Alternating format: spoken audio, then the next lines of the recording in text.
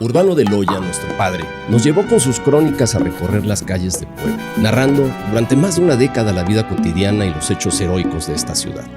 Ahora, 30 años después, nosotros continuaremos su legado y crearemos con ustedes uno nuevo. Yo soy Luzaida de Loya. Yo soy Guillermo de Loya. Y esto es Puebla de nuestros amores. Nos decía nuevamente, el uso de automóvil era un mero símbolo de estatus, ¿no? Porque para algunas personas sí.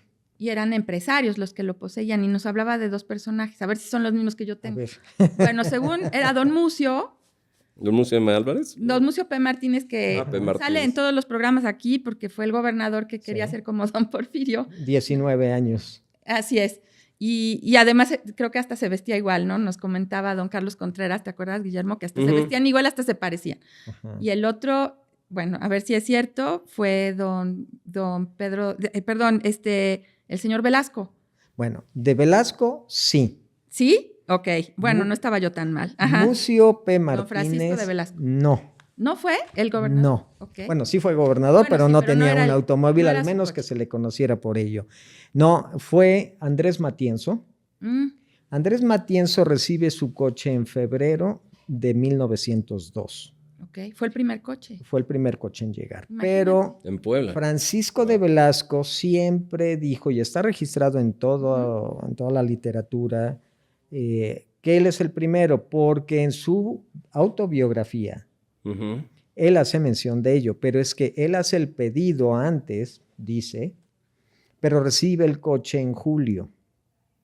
Cuando, o sea, era competencia desde que lo pedías. Pues sí, hasta debe que te llegaba. ser, imagínate. 5 meses después de Andrés Matienzo. Okay. Ambos en 1902. ¿Qué marcas eran? ¿O qué marcas estaban disponibles? Había mucho auto europeo. De hecho, los autos importantes eran europeos. Los autos americanos en ese momento todavía eran sumamente utilitarios.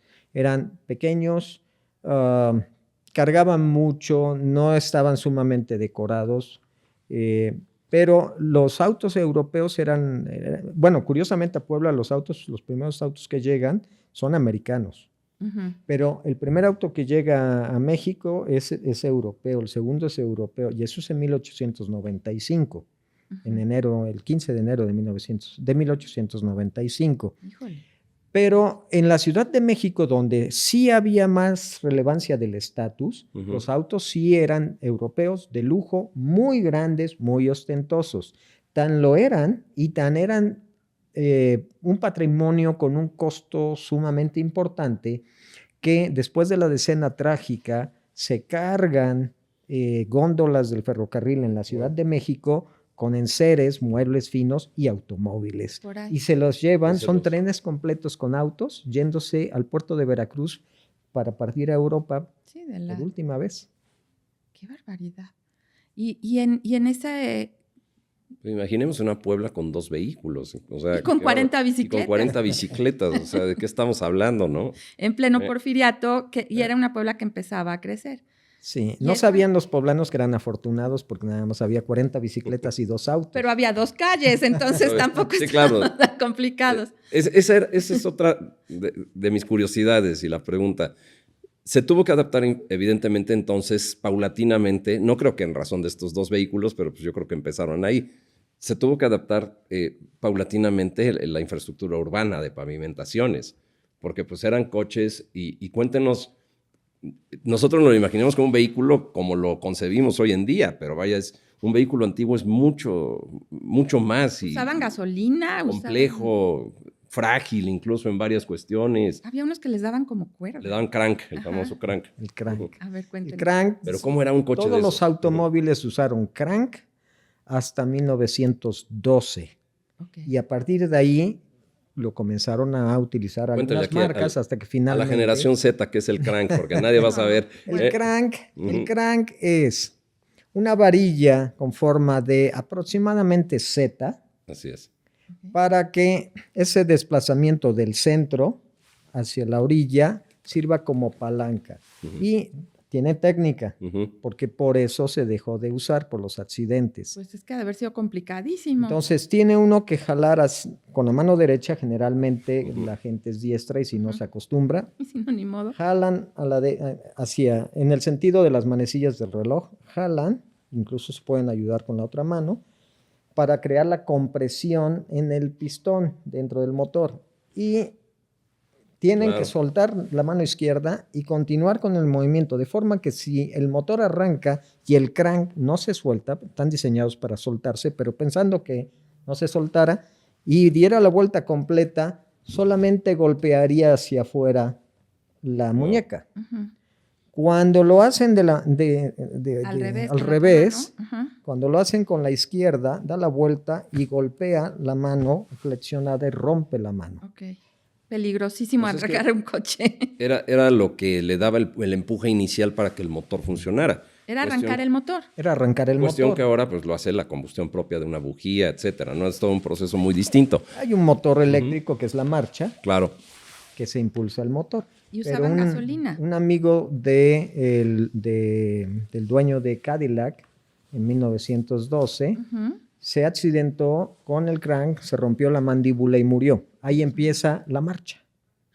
No, pues sí. Qué bárbaro. Pero a ver, por ejemplo, también sobre lo cual rodaban estos vehículos. Las ruedas de los vehículos, sí, digo, varias fotos las muestran de principios de siglo, eran unas ruedas con un diámetro de grosor, digamos, también. Delgadas. Sí. ¿Eran plásticas? ¿Eran polimeradas como ahorita? Sí. El neumático, Ujú. bueno, vamos a decir, la rueda, porque primero era hule sólido, Sí. con una muy ineficiente manera de vulcanizarlo, no estaba Que se debe haber roto a perfeccionada. cada rato también, imagínate. Sí, primero eran sólidas porque cargaban mucho, pero se desprendían pedazos. Luego le meten otro tipo de hule natural. El hule natural tiene el color pues, de la goma, ¿no? Del pegamento escolar blanco. Es Wow. muy similar, de hecho. Y no duraba, las ruedas eran blancas, se iban poniendo amarillentas, Ujú. pero no duraban. Hasta que en el proceso de mejorar el vulcanizado del hule, que es la aplicación de azufre, Ujú. temperatura, que ahí se produce el vulcanizado, el endurecimiento del hule, también le agregan grafito y el grafito es el que le da el color negro a las Ok. llantas, ya dejan de ser Oscurecen. blancas. Ujú, Eso es claro. más o menos 1908. Pues es que es muchísimo tiempo, ¿no?